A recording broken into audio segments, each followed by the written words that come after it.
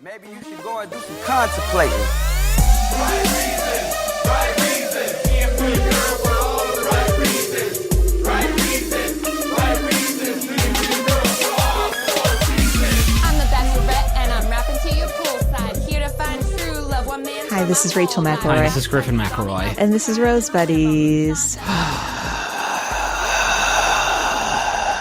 I don't know, man. I'll tell you what. I thought it was a good episode. It's been a good season, but look at me. I've got a. Let's talk about corn. Let's talk about the stuff. I the don't corn. The want real to. No, the real corn. Is it possible to already be burnt out on a woman? That's what I'm saying. I love corn is I'm talking about the foodstuffs here. It's that wonderful golden fruit. Everyone loves it. Everyone's very excited about it. It is most of the time a side dish. It can be a main dish, a corn chowder, for instance. It cannot be all the dishes. It cannot be like, I'm going to have corn chowder with corn on the cob and cornbread, corn muffins, and corn on the corn. I want corn Candy on the corn. Candy corn. I want all the fucking corn. I want the band corn playing. I like all types of corn. That's nothing. And that's kind of what... cornbread stuffing. Sorry, are we just coming up with corn stuff? Different corn thing. You're on a Forrest Gump kick, and I love you so much. But the corn, it's just like the past few episodes. This season has been, it's been building, but they've been doling out the corn, and this episode was a fucking corn blast. Can I tell you something too? And this is no knock against our Rose Buddies. They are journalists first and foremost. But I've had to approve so many corn posts this week. I mean, everybody's talking about corn. Everybody's got so corn tired. fever. But this episode was just too much corn. Too much corn. You remember in UHF when they blast the kid with the cream corn hose or something? I've never seen it. What the fuck? I'm so sorry. Is the worst night of my life. I'm so sorry. I think I'm misremembering it. They make him drink from a fire hose. There's another thing with cream corn. Anyway, it's just like cream corn is another corn thing. Nope, here comes the cat. You knew it. You guessed it. Oh, I hope he doesn't bother our baby. We have had bad sleep nights for a while now, and if Cecil gets in the way of that... I think you're going to have to let him outside. I'll flush him down the toilet. It was a fine episode, but if you can tell me... There wasn't a lot of great stuff that happened in it. A lot of good dates, though. A lot of good dates, but like the past episodes have had like some pretty buck wild stuff happen that were not corn adjacent, and this episode didn't have too many of that. I have a feeling that most of the contestants on the show spend about 7 minutes in front of the camera each day. I have a feeling they lock Corinne in a room and just make her go for 3 hours. That's what's so frustrating about this show is we're in the fucking...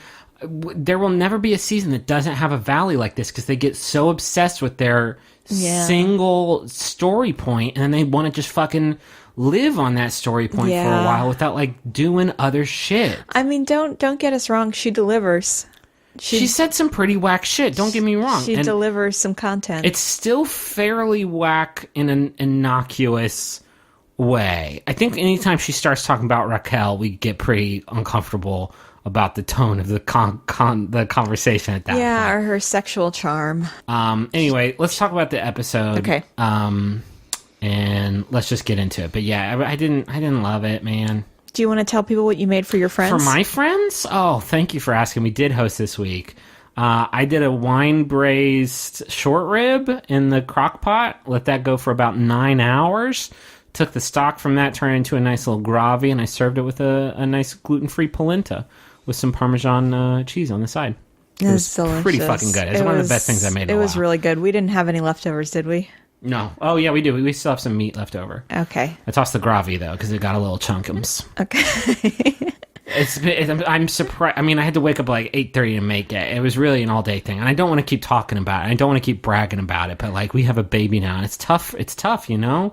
People, to get in the kitchen and cook. To be fair, people are going to hear, I had to wake up at 8:30 to make it, and they're going to be like, you got to sleep till 8:30? Sorry. Absolutely not, no. He started cooking. I was awake at 8:30. I continued to be awake at 8:30. Okay. So we open back up this episode with Vanessa confronting Nick, which was the cliffhanger last week. Yes, and this is after the Bounty Castle debacle. She says, to follow up on her point about Nick not being here for the right reasons, she's like, I'm so serious about this, I'll give you the rose back. Like, Yeah. I don't give a fuck. Yeah, she's like, I'm gonna call you on this shit. It's just who I am. And he's like, I want you to keep calling me on this shit. It's important to me that you do. Yeah, he's saying all the right stuff. He's like, I want to know when you're pissed off at me, and I want us to be able to talk about that. But I do need you to be more patient, especially with the Corinne stuff. Yeah. Because the producers are going to keep making this stuff happen. That's what we speculated, yeah, was that he was kind of letting her know, hey, don't worry about Corinne, just be patient. Here's the thing. We are so far beyond... I think we know a little bit what we're talking about when we talk about the inside baseball stuff of the show. And, like, you can't... Of course it's producer interference, because if it wasn't, like, Corn wouldn't get the last rose every time, and she wouldn't be the last name the announced on the bouncy date every castle. time. Or the fucking bouncy castle. Like, yes. We have been watching the show for a long time. People never get bouncy castles. You don't That's just a get a new bouncy castle. That's a new feature specifically for Corinne. There's a lot of marks who are just like, how can you say you don't know how this show's made? And it's like, then explain how the same person gets the final rose for dramatic effect. This rose ceremony was maybe the most intolerable rose ceremony I've ever fucking watched. And I have watched, at this point, probably close to 500 rose ceremonies. Well, let's go. There's a cocktail party first, of course. Of course. No, there's not, because there's a pool party. Okay, well, so there's a confrontation. Taylor and Sarah talk to Corinne about how rude they think that she is for missing the rose ceremony. This happens continuously throughout the episode. This is the episode where Taylor starts to, like, try to get a hand on the ball. Because in every season, as soon as a villain pops up, there is always the, not hero, but anti-villain that's like, I'm going to come down after you, and I'm sorry, but you do that, and you're going to go the fuck home. That never works for anybody. Taylor is especially qualified because she's a mental health counselor. So she comes in with that, She pulls some shit, though, that's a real huge bummer of, like, trying to... There's a way to come at Corinne, and somebody in this episode does that the right way. But the way that she does it, where she tries to, like, belittle her... Yeah. Intellect, well, that happens later. That does happen later, but it sucked. And this is where Corinne says to the camera, you do you, I'ma do me. Which I'm kind of feeling in a way. Are ya? Well, here's the thing. And this happens... You say that to yourself in the mirror every day. Here's the thing with the villain every season is you start to forget they're a person. And it's easy to forget they're a person because they're so carefully put together by the producers. And then every once in a while, the villain will say something like, hey, why is everybody talking about me and obsessed with what I do and how I do it? And as a viewer, you think, yeah, why are we so obsessed with that? And so at this point, I kind of get where she's coming from a little bit. I mean, she's not anybody I'd be best friends with, but like... No, God. You know, like, she's just doing her thing the best she knows how. But she's also, like, giving me some real fucking Charlie Sheen catchphrase flair right now. That just, like, I can't with that anymore. I can't with that. Yeah. She said some wild stuff this episode, but that was not... I don't think any of that was any of it. There were some people in the Rose Buddies group comparing her to Rod, and I don't think that's a fair comparison. No, the much more fair comparison would be comparing her to Courtney, which go watch Ben Flajanic's season. Yeah. Because Courtney was the last best villain that there was. That's very true. And she sucked, but, like, she was fucking great at doing what she does, and Corinne took a master class. She probably read the book that Courtney wrote, which is extremely sexually explicit as far as The Bachelor is concerned. That is the archetype. This is not. Yeah. I don't think she's done, again, like, I don't think she's done anything, and I may eat my words. We talked about this last week, but, like, there's she still hasn't done episodes anything to go. as bad as Rod did. So, and be patient. I'm looking at Griffin's notes, and so I'm cueing him based on his notes. You wrote down, Chris talks to Nick about corn, and nothing comes of it. Yeah, it's like before the rose ceremony, Chris walks up to Nick, like, to, like, talk, to, like, intercept him before he walks in the room. He's like, so, a lot of people out there talking about Corinne. He's like, yeah, that's right. You know, I know there's a little bit of drama in the house. And that's fucking it. That's, like, all that it is. It's like, it showed this weird... It was like, hey, we haven't talked enough about corn this episode. We have to get this weird interstitial scene and be like, because anytime Chris shows up, usually he's like there to introduce some aspect of the show, and that didn't happen. He's just like, so a lot of people talking about corn. And Poor Nick's Chris. Like, and Nick's Poor like, Chris is like digging, like, so remember when Liz was here? You slept with her, right? you slept with her at the wedding. That didn't work out. That was weird, huh? Give me something to do, Nick, for God's sakes. Remember when Andy broke your heart? What about Caitlin? Yikes. Think Remember it'll that? happen again? Think this will be a first season where it doesn't happen? Fourth time's the charm. Remember Bachelor in Paradise? Almost Paradise, remember? Remember? Your Chris Harrison impression is a little weird. Here's the thing about Chris Harrison, though, and this is my new Noah Cap is a ghost theory. Okay. I think something happened to him Okay. on Bip Island. And I know it's not an island. It's This season? yes. Okay. Because it hasn't happened in any other season of The Bachelor or Bachelorette. I think something happened to him. And I don't know if it was like an extremely good experience and now like he wants to live in that moment forever, or if he was like struck by fucking lightning or something like that, or if a manta ray got him in the brain with a stinger or something like that and is causing some sort of like Groundhog's Day, 51st Dates is a better one, just like trapped in this moment.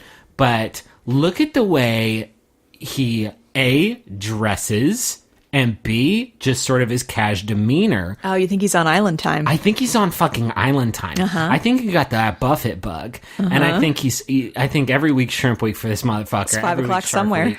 It's 5 o'clock somewhere all the time. It's always 5 o'clock. And he's always got the fucking Tommy Bahamas rocking. He's always got the untucked shirt going, no belt, fucking khaki capris, just having a good time on the beach. But you're not at the beach anymore, Chris. You're here to do your job, and I know you don't want to be here anymore because they only make you show up for 45 seconds per episode. But you need to get off island time for just a minute. You're gonna get back there, I promise you. This summer you'll be back in the island, and you can hang out with all your friends there and have a great time. But you need to get off the island just for a minute, please. To do what? What do we need him Host to the do? show just in the normal, just like give a shit. Like, because if I know you're not on the show very much and they don't give you much stuff to do, but if you stop giving a shit, I'm going to stop giving a shit. And then I'm going to start, signing petitions for Ryan, what's his face from Are You the One? Ryan Devlin. Y'all, Ato's back on the air. It's Buck Wild again. The first episode, the first night, there's this crazy bacchanal. Just like limbs all akimbo. And Ryan Devlin, More contestants, same amount of money, and in fact, significantly less money if they get a blackout. They get a blackout. They lose half their pool. Well, spoiler. Well, no, that's what happens if you get a blackout. Okay. You lose half your pool. Ryan Devlin is the best fucking host in the game right now. I'm sorry, Jeff Probst. Even I'm sorry, but Ryan Devlin is the best fucking in the game right now. He's killing it on that show. And Chris, if you don't watch The Throne, Ryan's going to watch The Throne, and he's going to step in. That's all I'm saying. I think it's kind of our fault because I don't think we've ever told Chris directly how much we need him. Chris means a lot to me. I'm not mad at Chris. I'm mad at Chris now because he's not putting on a fucking suit and tie because you're the host of The Bachelor, and that's what you do.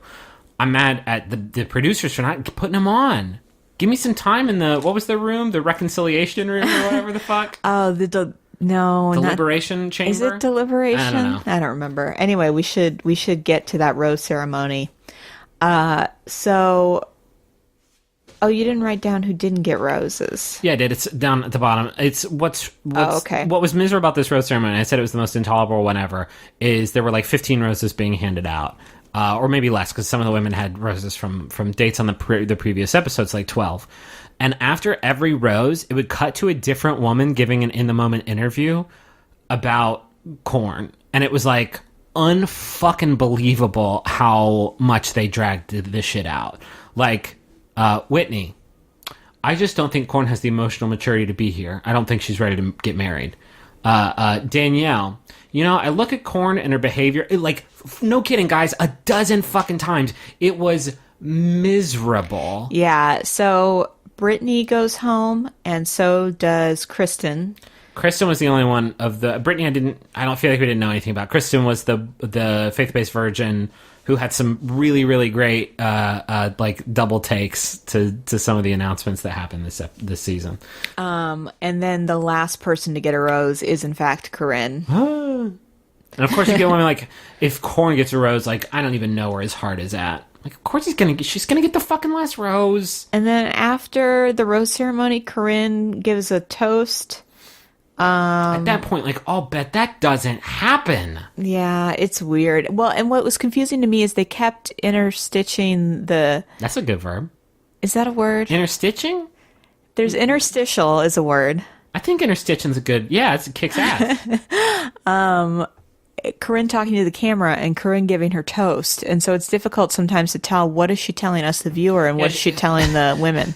It was, again, a classic Corn thing of her talking to the women, like, in the actual scene and being like, I just wanted to say, let's all just be ourselves and stand in your truth. And then in the moment, she was like, I know some of these women have been coming after me. So I told them to basically fuck off. And it was like, let's just all be there for each other and stand together. Like, that's not what you're saying at all, Corn. And, like, I feel like we all really deserve this, so let's raise a glass. Let's raise a glass. Yeah. Anyway, I'm going to tell all these women to go to hell. You didn't, Corn, I promise.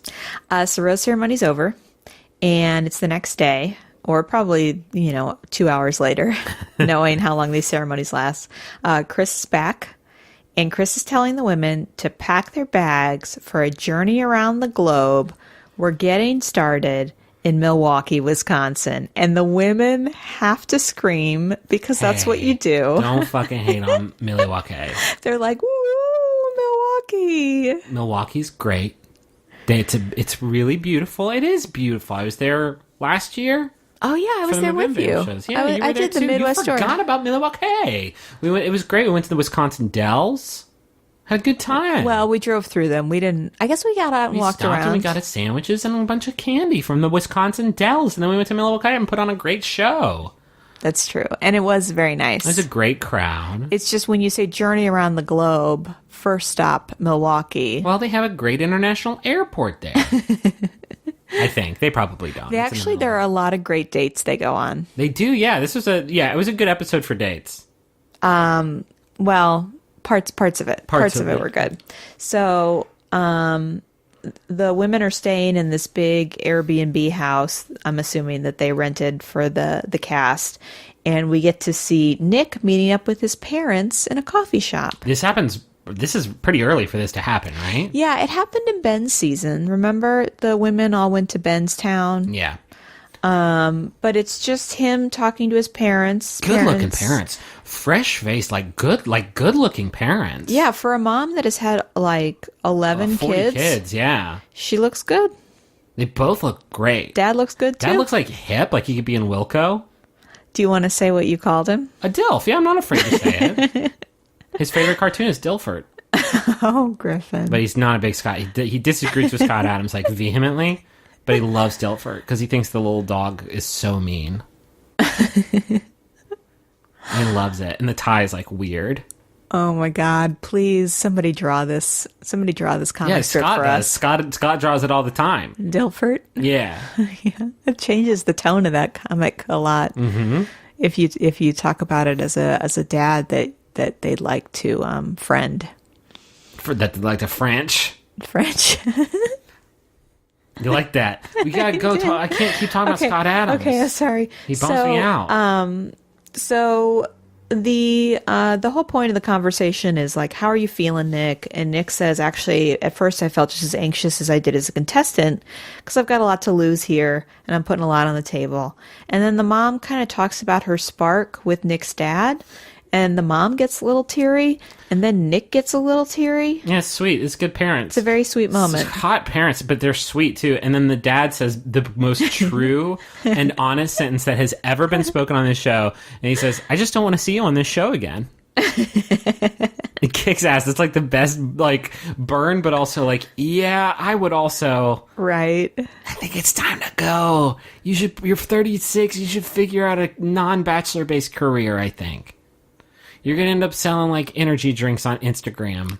Oh. That's the thing, though. Don't hate on Nick. Oh, no, I'm not hating on Nick. I'm saying, Nick, these two parents are your fucking ghosts of Christmas past, present, and future saying, get your act together or else you're going to sell weird energy drinks on Instagram. You got to start working now. So then Nick goes to meet the women at Waukesha Park. It's actually not Waukesha Park. That's the name of the city they're in. But it is a park in Waukesha.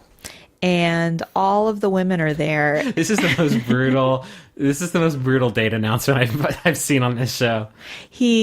First he goes to meet them in the park, and they are all there, and he has to ritualistically hug each one.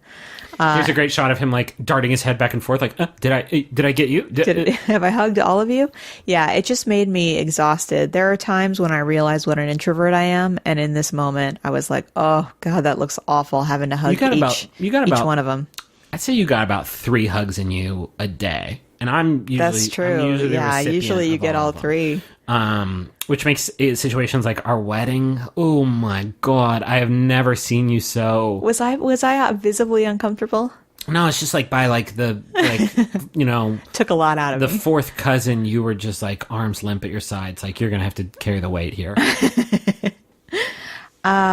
So in order to begin the one-on-one date, he literally does the thing that, when you're a high school girl, Griffin, and yes. you're at a dance, and you're in a big pack of girls, and you always hear, no guy is going to approach you if you're in that pack, because it's intimidating. That's not true. I would. I did all the time. I came No. up to ladies in big groups, and I'd be like, No. "M'lady," and I'd tip my Oh, no. what? No, you didn't. I'd tip my trucker's cap. I'd raise up my Hot Topic goggles. The idea is that separating a woman from the pack makes the other women feel awful and makes the woman you've separated feel uncomfortable. And that's exactly what he does to Danielle L. to announce their one-on-one It's date. so brutal. You just flew to Milwaukee, and you came to this beautiful park, and we're all having a great day, but 14 of you are about to go home very disappointed. Welcome to Milwaukee. This is what we do. Disappointment is our trade. It's our main export is disappointment. Get out of here. And so Danielle L. and him go on a little walk around town. They go to a bakery, and the bakery knows he's coming because they have made cookies with Nick's face on it that they call Knickerdoodle cookies. Did you see that? No, this was a point where I think I was walking the baby. Yeah. This is when the baby woke up. I liked that a lot. I also missed, I got a text from JD who said that him running into his ex is like an Emmy-worthy performance. Yeah, it's really good. I unfortunately missed that too. So they make cookies together at the bakery. Like you do, you're just walking down the street and you walk by a bakery and say, let's pop in there and make cookies. Mainly what they do is they decorate cookies. And so Fine. they make cookies of each other. They make a Chris Harrison cookie. And then they make their 2 cookies that they made of each other make out. And then they leave the bakery, and this is when they do the X thing. So they're walking down the street, and there's this woman sitting in a little bar against the window looking out, having a coffee. And Nick does this thing that's so unnecessary, where he turns to Danielle, and he's like, oh, that's one of my exes. Oh no. And then he goes in to get the ex and brings her out. And then the ex is like, so, anything you want to know about Nick? Let's just sit down here. My skeleton is so grateful that it was not in the room for any of this. And so they talk about Nick as a partner. And I did see this part, and like I missed the setup, but the cordialness with which they were talking about this was just like, I can't think of an ex I could run into that I'd be like, so Rachel, got any questions? Yeah. Hey, would you mind sitting down for a quick Q&A, quick debrief? Apparently they dated very briefly. And so Danielle asks, well, why do you think Nick is still on the market? And Danielle very diplomatically says, oh, well, he just, if he doesn't feel serious about a commitment, he backs out. If he doesn't feel like it's going to go anywhere, he leaves. He's very heart driven. He'll break up with you in your driveway after you just gave him a hand job at the parking lot of the rallies. That's how you'll know. Oh, I'm sorry, Checkers. Is heart driven an expression? Heart driven is absolutely not. No, it's not an expression. Unless it's the name of like a new movie starring Kevin Hart. I've heard of Hardee's driven. And what's that? And that's when somebody's really driven by Hardee's. I'm going to make a lot of fast food. How many more fast food references can we make in the next few minutes? Is Hardee's still a thing? Fuck yeah, dude. I don't feel like I don't see commercials for them anymore. They don't need to. They know they got the biggest, sloppiest burgers in town, and their fans are die hard. Their fans are ride or die. I used to work right next to a Hardee's. I would go get one all the time. What would you get at Hardee's? Just the basic burger, but it was like an 8-pound monster beast. Is this when you were at TCBY? Just try data. I got Subway at TCBY until about the chicken bacon ranch. That's my shit. It's not my shit anymore, though. I don't eat Subway. I'm a grown-ass man. Just kidding. I'll still fuck with Subway. Yeah, I'd still eat Subway. So then Nick brings Danielle to like a big soccer park area. And he's like, I used to get a lot of trouble around here. Yeah, he talks about all the spotsy finger blasted ladies, and it was like weird. It's like, had a lot of firsts here with friends and girls. I can't see Nick as somebody that was especially good with the women. No. Well, I mean, he's charming. he's actually extremely good with the women, so he's probably, although, shit, dude. Here's the thing. We see those pictures of him on the track team with the fucking short bleach hair, and I think that was the look back then. We see that now, we think this is a goofy-ass looking dude. Yeah. But that was that look that got you your fucking license to finger blast. Like, that was it. Oh, God, Griffin, I wish you'd stop saying that. License? Short one? It was, I think he's always been probably pretty good about it. And then Nick is talking to Danielle about her first kiss, and she said that she had her first kiss at 17. And Nick was like, so it's like a full-on makeout? Which, He said a few things this episode that were like, him like pressing the women for more yeah, he does that explicit later details. with Raven. Yeah. He's like, so tell me about it. Are you naked? So then, what is it? Oh, so Danielle talks about how she got this guy that she made out with to shave off his facial hair, which at 17, like, good How for bad you. could it be? But then Nick says, oh, guys will do anything for women. I made a girl lock her shelves. Wait, what? Locker shelves? Locker shelves. You know how there used to be these like little like expandable things you could put in Yeah. your locker? He made 'em? I guess in order to please a woman as a high schooler, he made locker shelves. All right. Why is that worth talking about to anybody on TV? You made me listen to that, Nick, and I then just Rachel by love- extension. I just love that the example he gave was locker shelves. Like he was saying like, oh, guys will do anything. Dude, my big sacrifice. My sacrifice. I made locker shelves. So then it is time for them to go to the Iron Horse Hotel for drinks. And Danielle is wearing a very revealing dress. There's a lot of, and I don't want to get too gross here, but there's just a lot. There's just a lot of like contouring going on down there, and it's only worth mentioning because I've never seen it as like on this episode. There was more than there has been in every past season of the show combined. For those of you that don't know, we know a lot about contouring now, but for those of you that don't know, it's using different like tones, different shadows, bronzers and highlights. powders to really highlight, you know, like let's say a cheekbone, a jawline, or a cleave in your chest area. And there's just a lot of it this season. There's a lot of it. Which, you know, I have no idea how to do it. Maybe it's easy. Maybe it's an easy thing to do. Do you want me to do it for you? Dude, I'll contour your cleave anytime. You just have to holler. Like when I'm not doing something, when I have like some dead time during my day, just be like, Griffin, get the bronzer. What kind of coloring and brush would you use? Let's say size 6. A size 6 brush. Yeah, and then the color I would go with. What would the name of the color be? Creamy caramel. Yeah. We'll use a little bit of that, but then you need a light for the highlights. So I'd go with milk toast. Uh-huh. And then I would use those two. And what brand of powder? Revlon. Okay, that's good. And that's a real one. now you got to mix and match. Oh, okay. Mary Kay. Okay, that's They another. do jewels, don't they? No, they do makeup. And Avlon. Avlon and Revlon. I would use them both, and I would just get in there. Goop is the thing that's what's her name's thing, Gwyneth Paltrow's thing. I don't know what you're talking about now. Sounds like somebody who really knows her stuff. No, I know it. Let me get over there and contour that cleave right now. Does Gwyneth Paltrow have makeup? Probably on her Goop line. Is it a line or website? Nobody's quite sure. Okay. I've lost it. Fuck me. So here Danielle talks about how her parents were divorced and how she's more cautious now about starting a relationship.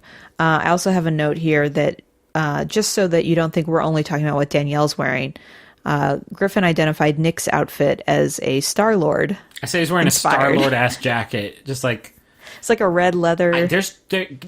Think in your mind of the list of people that can wear a red leather jacket, and then scratch Nick's name off that list. Sorry, dog. You got lots of good looks, and I don't want to come at you for no reason, but just be careful out there. So they go from this date to a concert with the Chris Lane. Fuck yeah, I saw Chris Lane. No, I don't know who Chris Lane is so much, but I did make a good joke that he was Neil Lane's son in some capacity. I love that Neil said, like, hey, I'm going to do this show for one more year, and the only way you're getting me is if you let my sweet son boy in there. Yeah. He's trying to make it and break it in Nashville. You looking for your water? It's down below your leg, right there. You found it. Thank you. So anyway, Jeff Lane is up there and he's doing his thing. And he's like singing about taking you out. And they always have like an elevated platform, like just for the Bachelor and Bachelorette couple to dance. Listen to me. I love you. If you ever make me walk into a theater and there's 2,000 screaming people in there with a country music artist who I've never heard of before, and then you make 2,000 people watch us dance on an elevated platform. Griffin, remember how we were just talking about how I don't like to hug more than 3 people in a day? Fair.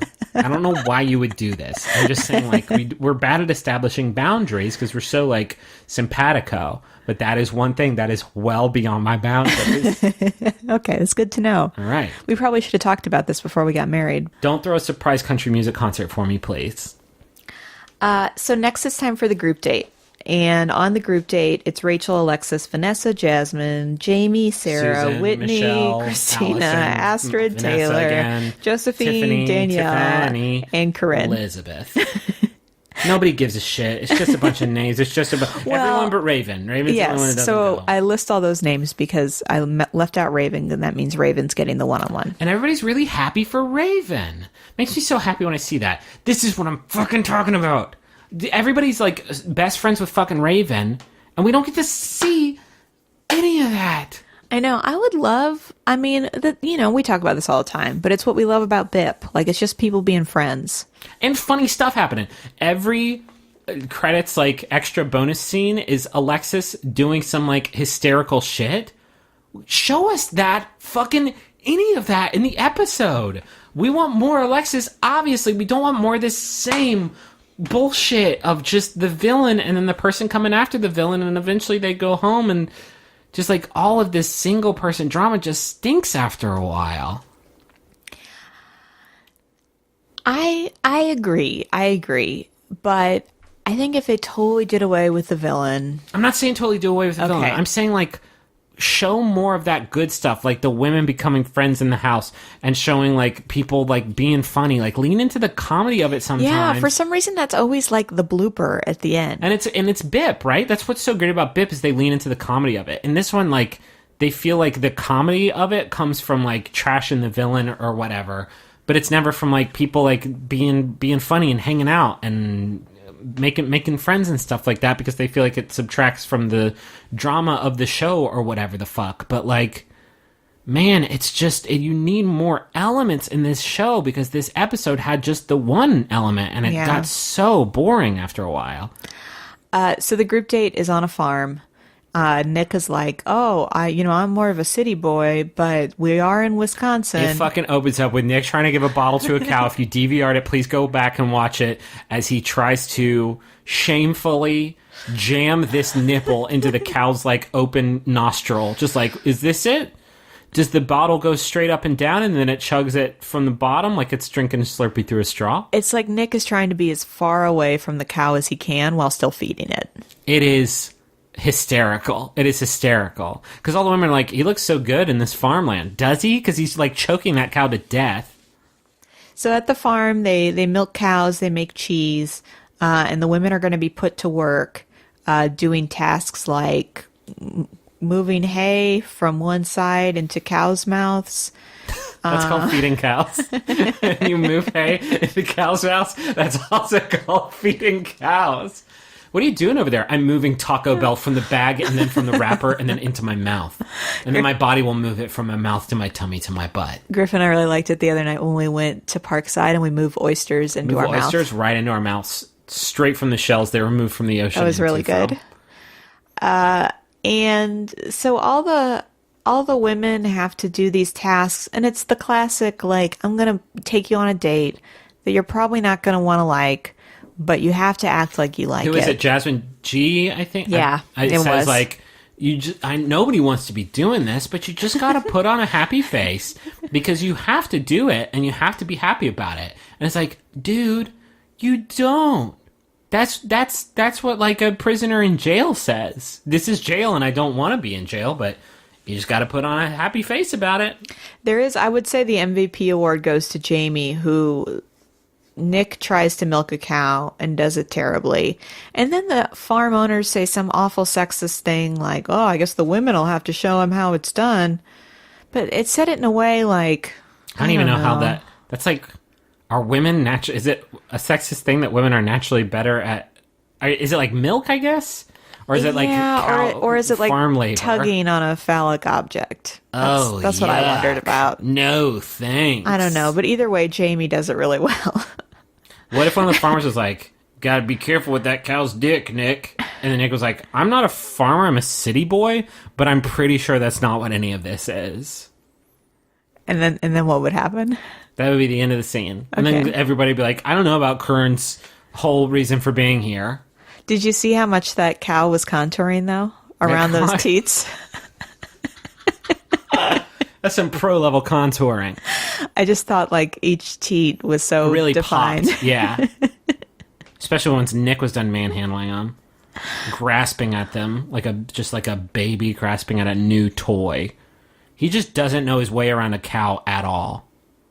I would be the best dad to a cow.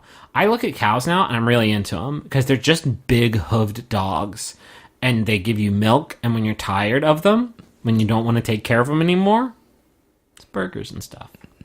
Oh, Griffin. It's sad to think about, and you get a lot of good time in there before they turn into burgers and stuff, but like you get something on both ends. In life and in death, you celebrate them.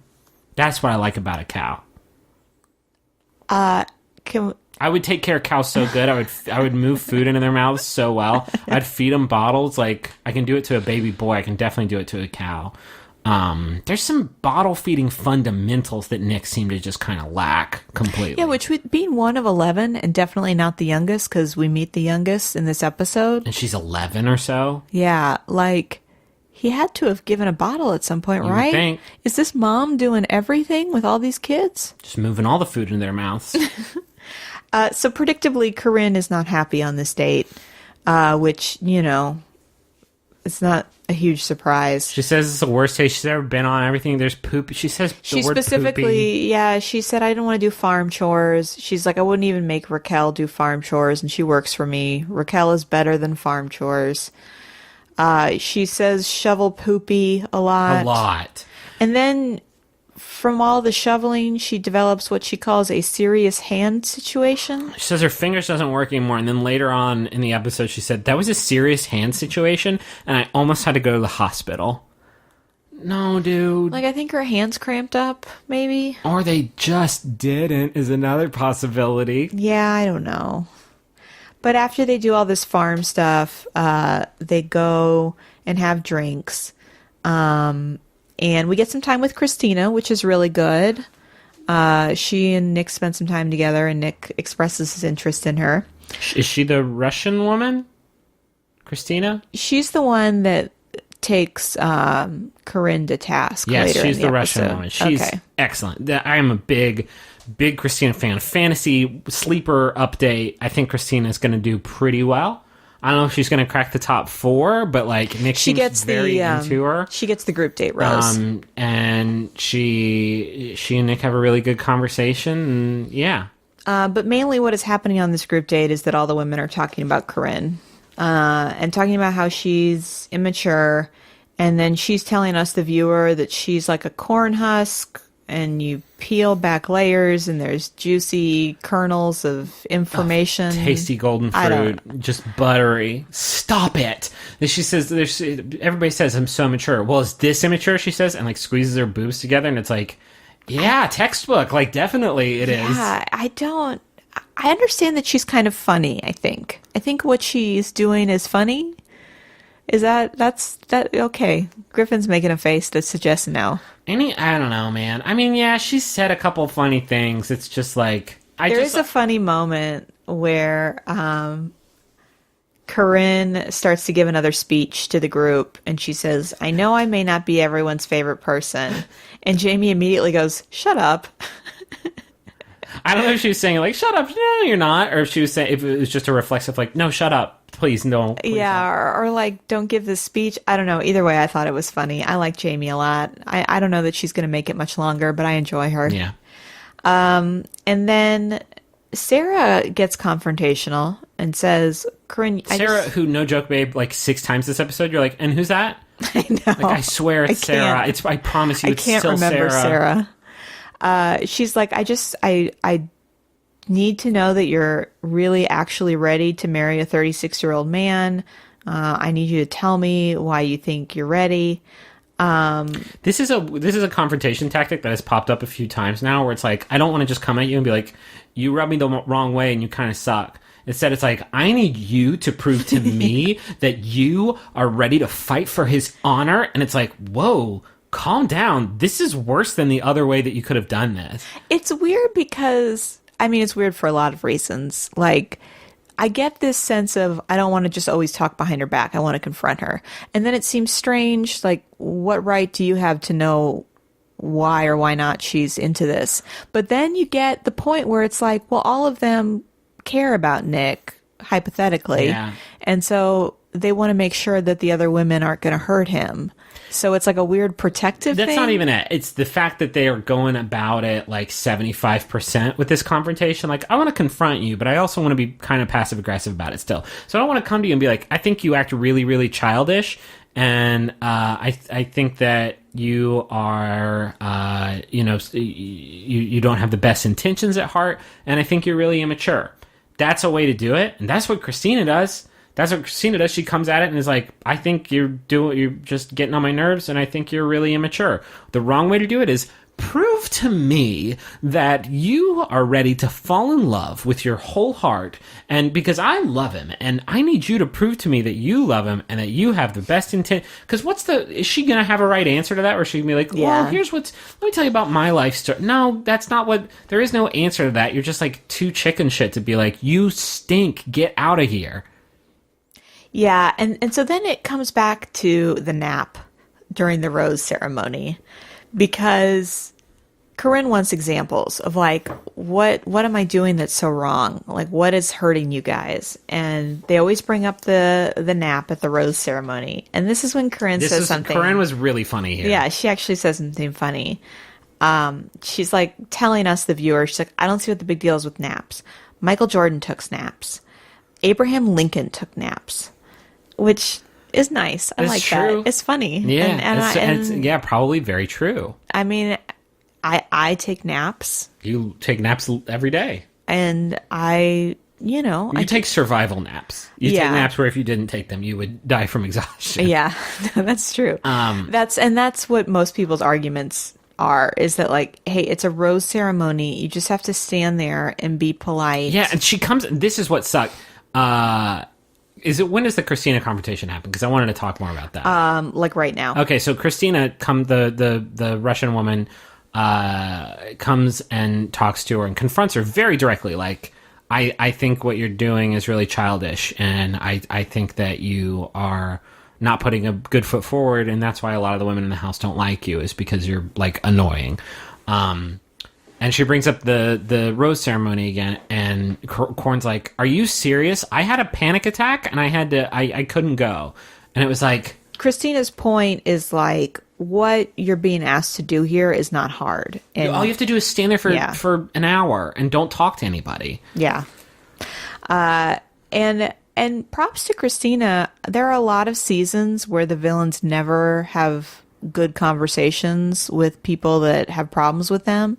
And you can tell Christina's like really trying to just be like, hey, I'm going to be honest with you. I don't like you. These are the reasons we don't like you. Yeah. And then Korn realizes like, I can't like circuitously like argue my way out of this situation. So she's like, I can't even believe you right now. I'm just going to leave.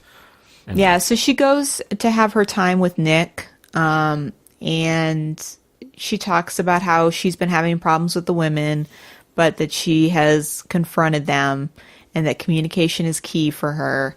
And then they don't kiss at the end of their chat, which is the first time that she's ever talked to Nick without kissing him. And she's really kind of unstable about it. Yeah. And then it's time for the one-on-one with Raven, which was so good. It was the best. It was the best one-on-one of the season. We have Raven on our fantasy team, and it was like our number 3 pick, and we were not so psyched about it. But yeah, I was nervous about Raven because I just didn't know what to hang on to, but she's solid. She's crushed it. Yeah. So they go to Nick's little sister's soccer game. She's the youngest, Bella, and Raven and Nick like play with the kids for a while they're like practicing before the game, and the parents show up and Raven gets to meet Nick's parents, and she asks if they had to spank him a lot, which I feel like is a weird question to get to right away, but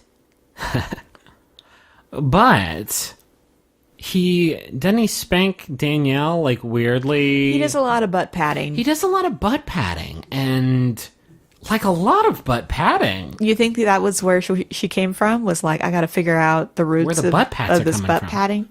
But the parents say that Nick never really got in trouble as a kid, and that he was actually like kind of teased by his siblings because he was always A good boy. a good boy. And then they go roller skating, and it's Raven talking to his sister a little bit, and it's them doing a bunch of skate To Sixpence None the Richer. Yeah. And while Raven is talking to the sister, Nick keeps going by, like doing little tricks and stuff. They kiss while skating face to face, and I did some skating in September when we were shooting the Bim Bam show. That shit's hard as hell as an adult. I wish I could have been there and we could have had our own romantic skate No, babe. date. You would have been. No, I was very much holding the rails. But I'm afraid when I was a little boy, if I fell down, I'd be like, whatever the fuck. I've never broken a bone in my life. This would have been it. Like, if I would have fallen, I would have broken like a hip or a butt bone. And that's it. That's the ball game. I need these for dancing. So after they go skating, they go to this art museum and have dinner there. And it's just a really nice place, and they have a really nice dinner. Raven does tell a story. And this is what I was alluding to earlier about Nick, like, fucking, grilling her for explicit sexual details of his story. She talks about how she got cheated on. And how she gets a call from, I think, a nurse that her boyfriend worked with at the time that says, hey, I'm in Little Rock, and I saw your boyfriend in the bar, and he was talking to this woman and said, let's go fuck. And so Raven goes and tells her mom, and her mom gives her the car keys and says, go. She drives to his place in Little Rock. Literally kicks goes in the door. The bedroom door's locked. She kicks it in, and she says, and they are there, and, well, I know what her vagina looks like. He is thrusting. He is thrusting into her. And it's like... And Nick's like, so were they both naked? Or so they were naked. Time and place, dog. Well, and also it like... One of our friends watching with us was like, it kind of reveals that maybe he doesn't understand what sex is.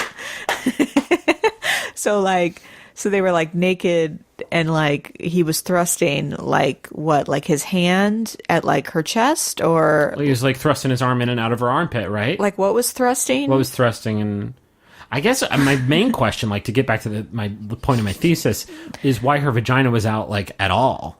Yeah, like was he? So he's in medical. Were they doing a medical thing? Was she? I'm sorry, Raven. This is going to be gross, and we're having dinner. But was she making toilet? Like, why was the vagina even involved with the whole sex process? I guess is my question. He had the fist going in and out of the armpit, right? So, like, what does the vagina need to be in there for? And you said his treasure was out. I'm like, now I'm all confused. Were they both making toilet? God, Griffin, please stop. Why were they making toilet in the bedroom? I guess is my main question. You have to stop. So, yeah, and then Raven says she starts, like, punching the hell out of him. Fuck yeah, Raven. And Nick is like, well, I've never cheated on a woman before. And she's like, good. That's good. I'm glad to hear that. And so Raven says now that you know, she knows her self-worth and she's, you know, prepared to find love. And then they go roller skating again, but in the art museum. I love it, man. Like, what is happening? It's cute, man. It's a cute date. And then Raven tells us, like, she's really falling for him. And you can tell she's, like, kind of excited. She's like, this is the best date I've ever been on. Which, I mean, yeah, it seemed pretty awesome. Yeah, it seemed a pretty good date. And then... I think that's... Oh, and then we get a little bit of cocktail party time. Yeah, there's more Corinne confrontation. I can't, like, I don't... It's Taylor coming after Corinne, and this is where Taylor comes after her and sits her down. Or no, wait, what happens? Taylor starts bad-mouthing everybody. Danielle, who got the solo date at the beginning and got the rose already, like, steals him away at the very beginning. And then Taylor's, like, all up in arms, like... Yeah, Taylor, like, stands directly behind Danielle while Danielle is talking to Nick and just hovers. 2 minutes, and it's like, okay. And you can tell Nick is, like, trying to kind of, like... Because Danielle is talking about how she feels, and Nick is like, like, trying to get her to stop talking so he can be like, there's somebody right behind you. And then Korn starts commiserating with Josephine about Taylor because Taylor is like talking shit about Korn, and this is my problem, man. I feel like I'm talking about some like middle school I just like spied on or something. Yeah, Corinne is like, I'm just going to be real with you and we're going to just talk. We're just going to get things out. You know, I think some of the things you're saying and the way you're behaving is disgusting. And then Taylor starts describing to Corinne what emotional intelligence is and why she doesn't have emotional intelligence. You just said emotional intelligence like you're on Rugrats. I'm sorry. Tommy says I don't have enough emotional intelligence. Boop, boop, boop, boop.